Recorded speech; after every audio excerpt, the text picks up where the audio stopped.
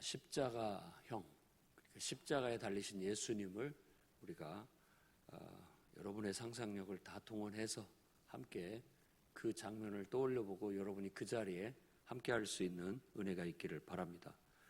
빌라도는 예수님을 채찍질하고 십자가에 못 박히게 선고를 하고 집행 군인들에게 그를 넘겨주었습니다. 군인들은 예수님을 정치적 반역자로 여겨서 그를 희롱하고 십자가에 못 박으려고 끌고 갑니다. 그때 구레네 사람 시몬이 억지로 예수님의 십자가를 지게 되었고, 그분의 죄패에는 유대인의 왕이라 이렇게 쓰였고, 강도 둘과 함께 십자가에 못 박혔습니다. 지나가는 사람들 그리고 또 대제사장들은 머리를 흔들면서 그를 조롱하였는데, 남은 구원하더니만 왜 자기는 스스로 구원하지 못하는가라고 욕했습니다. 이와 같은 말씀을 우리가 묵상하면서 다음과 같은 하나님의 말씀을 여러분과 함께 나누고자 합니다. 첫째는 십자가를 영광스럽게 여기고 사랑하는 여러분들이 되시기를 바랍니다. 당시 로마 사람들은 십자가형, 십자가, 이건 입에도 담지 않을 아주 만큼 꺼려했던 것들입니다. 로마뿐만 아니라 고대 아프리카나 애국, 그리고 또 페르시아, 헬라 제국에서도 성행했던 형벌입니다. 근데 이 형은 너무나 잔인하고 끔찍하고 치욕스러워서 사실 로마 시민권이 있는 사람들은 십자가에 매달지 않았습니다. 그 처벌을 받지 않았죠. 그러니까 보면은 지배당해서 포로로 끌려온 사람들이라든지 또 반역을 일으켜서 반란했던 사람이라든지 이런 사람들을 본보기로 그렇게 처형을 했던 겁니다. 로마는 자기들이 정복한 세계를 자신들의 위대한 법으로 질서를 잡고 온 세상을 바르게 세우겠다라는 그런 비전으로 세상을 정복해 나갔지만, 사실상은 그 참혹한 그런 폭력 위에 세워진 제국이었음을 알 수 있습니다. 십자가는 바로 로마라는 하나의 권력의 상징이기도 했고, 바로 그 십자가에 매달린 수도 없는 사람들이 보면서 사람들에게 그걸 보여주면서, 봐라, 우리가 주인이다. 우리 길을 막는 사람은 누구도 빠짐없이 다 이렇게 될 거다라는 것을 보여주는 그 형벌이 십자가형이었던 겁니다. 그래서 수많은 반란자들이, 그리고 또 피지배 당했던 포로들이 십자가에 죽었습니다. 예수님께서 태어날 무렵에도 한번 그런 피바람이 있었고, 이제 앞으로 예수님이 죽고 난 후에 AD 70년에도 그 처참한 십자가형에 나무가 없어서 못 매달을 만큼 많은 사람들을 십자가에 걸었다고 해요. 그게 바로 이 로마가 집행했던 십자가형입니다. 힘과 폭력으로 그들은 그 제국을 세워 나갔던 것입니다. 그런데 이와 같은 입에 오르기도 어려운 십자가 형틀이 어느 순간 그 상징과 의미가 완전히 달라져 버렸습니다. 그러니까 십자가 하면은 아주 끔찍하고 극악무도한, 입에도 담기도 어려운 그런 이미지였고 그것의 상징이었는데, 예수 그리스도께서 죄 없이 십자가에 죽으심으로 인하여 그것은 서서히 바뀌게 되어 나중에는 그것이 완전히 옛날의 상징과 의미를 싹 없애져 버렸고, 이제는 오직 예수 그리스도의 은혜, 하나님의 사랑, 그야말로 용서, 평화, 하나님의 능력, 이런 의미로 상징이 완전히 바뀌어버리게 된 겁니다. 사실 지금 로마의 법에 의해서, 그 끔찍한 법에 의해서 하나님의 아들 예수 그리스도가 그 나무에 걸려 비참하고 부끄러운 죽음을 당합니다. 그분은 그들 앞에서 자신을 변명하지도 않았고 그냥 아무 말 없이 마치 도살장에 끌려가는 양처럼 우리의 죄와 허물을 치고 죽으셨다고 이사야 53장 5절에 말씀을 인용하여 말합니다. 그가 찔림은 우리의 허물을 인하며 그 상함은 우리의 죄악을 인함이다 라고 말했던 겁니다. 그것이 죽음으로서 끝날 줄 알았는데 그의 죽음과 부활 이후에 서서히 그 이야기는 세계 전역에 퍼져나가게 됐고 어느 순간 로마 제국을 정복하게 되었던 겁니다. 그래서 콘스탄티누스 황제 때 이 끔찍한 십자가형은 사라지게 되었고 결국은 이 십자가는 이제 하나님의 사랑을 상징하는 예수 그리스도의 은혜를 상징하는 그야말로 우리의 용서와 변화와 구원의 상징이 되는 그런 이미지로 완전히 바뀌게 되었던 겁니다. 그래서 지금 액세서리 가게에 한번 가보십시오. 거기에는 십자가 귀걸이, 십자가 목걸이, 십자가가 여러 곳에 달린 많은 제품들이 나와 그것들을 의미 있게 상징적으로 차고 다니는 것이죠. 여러분에게 있어서 십자가는 어떤 의미입니까? 저에게 있어서 십자가는 제가 중학교, 고등학교 1학년 때 정말 주님을, 성령을 체험할 때 환상 속에서 그 십자가에 달리신 예수님을 봤습니다. 그분이 십자가에 달려있을 때 저는 그 앞에서 내가 죄인임을 너무나 절실히 깨닫고 주님 제가 거기에 달려야 되는데 이제 주님은 내려오십시오 라고 말하면서 기도했던 기억이 아주 생생합니다. 그 이미지가 전 머릿속에 아주 생생히 남아 있습니다. 여러분에게 있어서 십자가는 어떤 체험이 있는지 모르겠습니다. 그 의미를 알고 십자가 귀걸이를 하고 십자가 목걸이를 하고 다니는지 모르겠습니다. 하지만 사도 바울도 고린도전서 1장 18절에 십자가의 도가 멸망하는 자들에게는 미련한 것이요 구원을 받는 우리에게는 하나님의 능력이다. 하나님의 능력으로 생각했습니다. 우리는 십자가에 못 박힌 그리스도를 전하니 유대인에게는 꺼리끼는 것이요 그야말로 그건 치욕스러운 형벌일 뿐이었던 것이죠. 이방인에게도 미련한 것일 뿐이었습니다.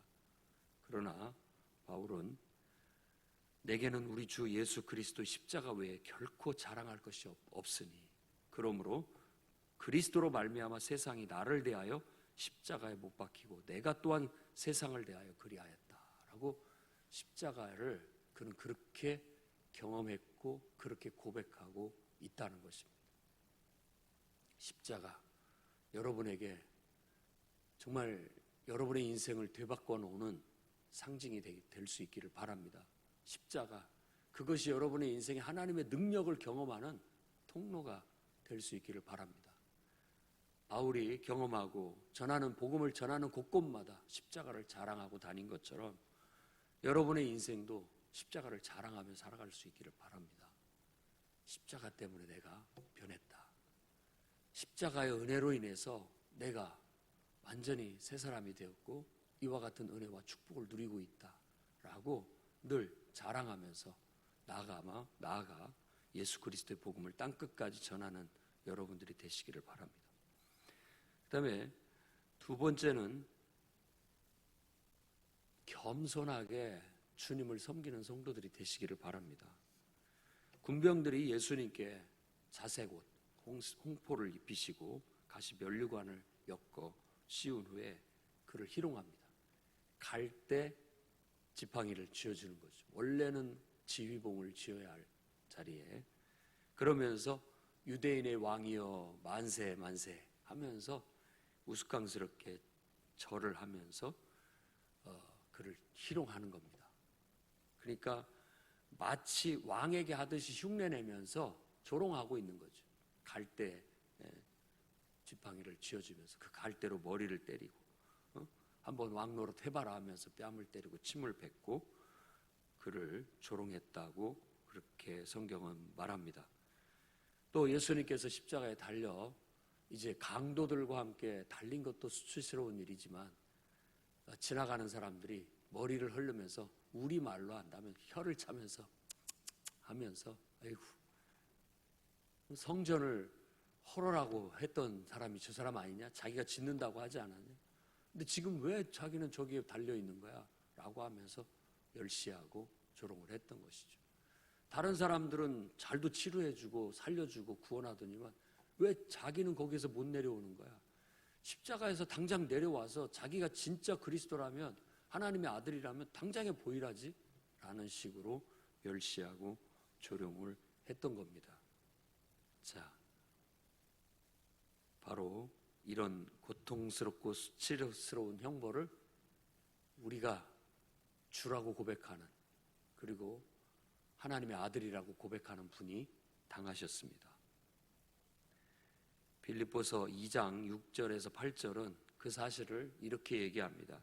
그는 근본 하나님의 본체시나 하나님과 동등됨으로 취할 것으로 여기지 아니하시고 오히려 자기를 비어 종의 형체를 가져 사람들과 같이 되었고 사람의 모양으로 나타나셨음에 자기를 낮추시고 죽기까지 복종하셨으니 곧 십자가에 죽으십니다.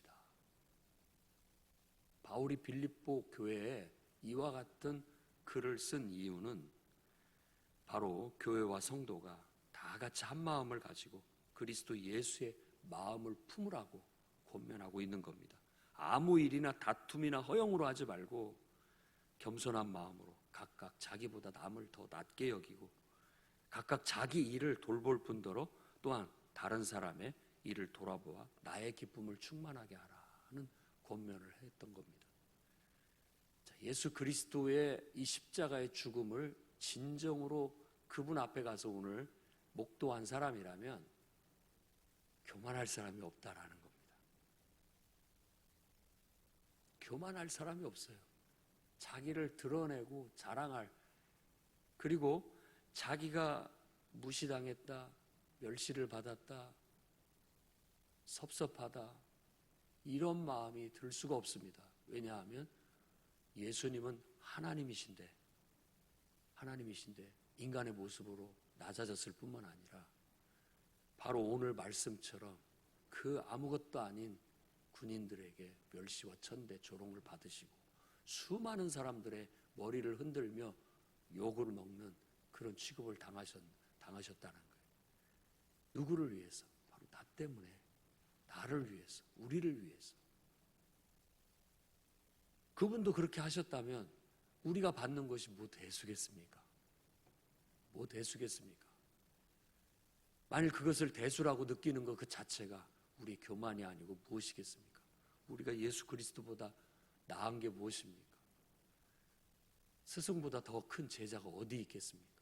그분은 낮아지셔서 허리에 수건을 들고 발을 씻으신 분일 뿐만 아니라 가장 낮아지심은 바로 이렇게 십자가에서 모든 인간들의 멸시와 천대를 받으시면서 우리를 위해 대신 죽으셨다는 것입니다. 더 무슨 말을 하겠습니까? 그러니 우리가 아무 일이나 다툼이나 허영으로 하지 말고 겸손한 마음으로 정말 주님을 섬기듯 서로를 섬기고 주님을 섬기듯 교회를 섬기고 주님을 섬기듯 죄인들을 섬기며 살아갈 수 있는 그런 인생들이 되기를 바랍니다. 어떤 불평이나 원망보다도 오히려 그러면 그럴수록 더욱더 감사. 손양원 목사가 자기 아들을 죽인 그 죄인을 용서하고 그를 양아들로 삼고 그가 자기 아들 장례식 때 기도했던 내용이 바로 감사였습니다. 감사. 그 중에 하나가 바로 이렇게 생떼 같은 내 아들을 내가 이렇게 보내고 보니 하나님께서 자기 아들 예수 그리스도를 십자가에 죽게 내주신 그 사랑을 눈꽃만큼이라도 알 것 같다 라고 그렇게 알게 해주신 것에 대한 감사의 기도를 드렸던 것을 기억합니다. 그야말로 겸손한 목사님이 아니었나 생각이 들어요. 우리들도 진짜 십자가 앞에 선 사람이라면, 그 은혜를 아는 사람이라면 정말 묵묵히 겸손히 섬기며 겸손히 서로 봉사하고 겸손히 주님의 뜻대로 자신의 본분 다하는 그런 성도들이 될 수 있기를 바랍니다. 세 번째로는 항상 지금까지의 모든 이야기가 향유 옥합을 깰 때부터 해서 항상 중심 얘기가 있고 거기에 배경이 되는 보조 출연자들이 늘 있습니다. 오늘 말씀에는 그 보조 출연자가 바로 구레네 사람 시몬입니다. 예수님이 십자가를 지고 가는데 허약 체질이었는지 제대로 지고 가지 못합니다. 그러니까 군인들이 재미가 없잖아요.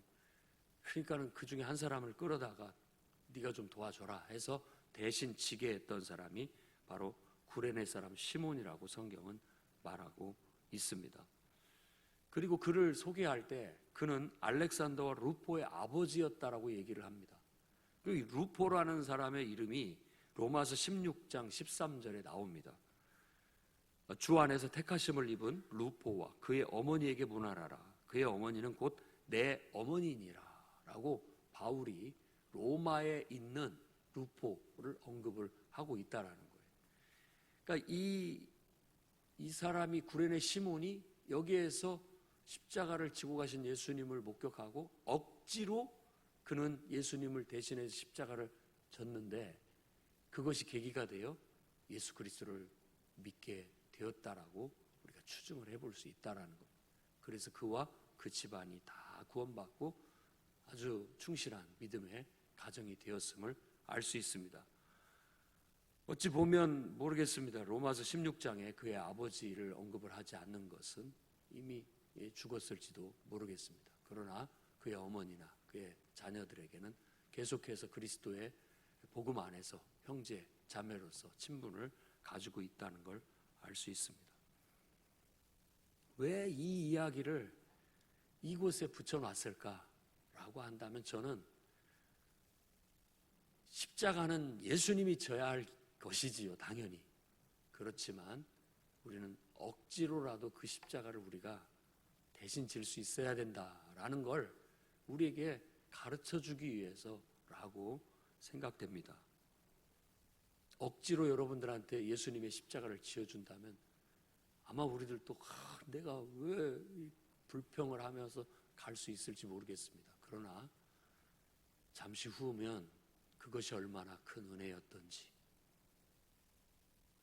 그것이 얼마나 큰 축복인가라는 걸 저는 느낄 수 있다고 생각합니다. 그래서 감히 성경에서는 다 자발적 헌신을 요구하고 있지만 그래도 억지로 십자가를 지어주더라도 한번 져보시기를 주의 이름으로 부탁을 드립니다. 왜냐하면 주님이 혼자 가실 수도 있지만 주님이 그 길을 가시는 길에 우리는 동행하는 사람이 돼야 된다는 겁니다. 그리고 그분의 십자가를 나누어 질 수 있는 그런 헌신과 충성이 요구되어진다라는 겁니다. 그러니 저는 오늘을 살아가고 있는 우리 모든 성도들이 억지로라도 예수님의 십자가를 질 수 있는 은혜와 축복이 있기를 바랍니다. 다 어떻게 내가 원하는 것만, 내가 좋은 것만 하고 살겠습니까? 억지로 주님이 지어줬다 할지라도 처음에는 불평을 할 수 있으나 오히려 이게 하나님의 나를 위한, 나와 내 가정을 복받게 하기 위해서, 나와 내 가정을 구원하기 위해서 나에게 특별한 은혜를 주신 것이구나 라고 여길 수 있었으면 좋겠고, 그 길을 걸어가면서 주님이 우리에게 베푸신 그 사랑과 은혜를 더 깊이 깨닫는 축복이 있었으면 좋겠습니다. 마가복음 8장 34절에 이미 예수님은 무리와 제자들을 불러서 말씀하시되 누구든지 나를 따라오려거든 자기를 부인하고 자기 십자가를 지고 나를 따를 것이니라 라고 했습니다. 어찌 보면 억지로 지어준 것 같지만 사실은 우리가 자발적으로 헌신해서 지어야 할 십자가였던 것입니다. 빌립보서 3장 18절에는 내가 여러 번 너희에게 말하였거니와 이제도 눈물을 흘리며 말하노니 여러 사람들이 그리스도의 십자가의 원수로 행하느니라 라고 안타까이 말하고 있습니다. 나도 모르는 사이에 내가 십자가의 원수로 행하고 있지는 않은지 정말 두렵고 떨리는 마음으로 자신을 돌아보게 됩니다. 주님의 십자가는 하나님의 은혜입니다. 그리고 구원의 능력이고 우리에게는 하나님의 사랑이고 축복입니다. 그 위대한 구원의 사역, 그것이 십자가라면 주님 억지로라도 괜찮고 저도 그 일에 미력이나마 도움을 드릴 수 있기를 바랍니다. 아니 오히려 억지가 아니라 주님을 위해서 내가 조금이라도 쓰임받을 수 있다는 게 영광이고 가문의 영광이고 축복이라고 여깁니다. 주님, 제가 지고 가겠습니다 라고 헌신할 수 있고 주님과 동행할 수 있는 여러분이 되시기를 주의 이름으로 축원합니다. 기도하겠습니다. 거룩하신 하나님,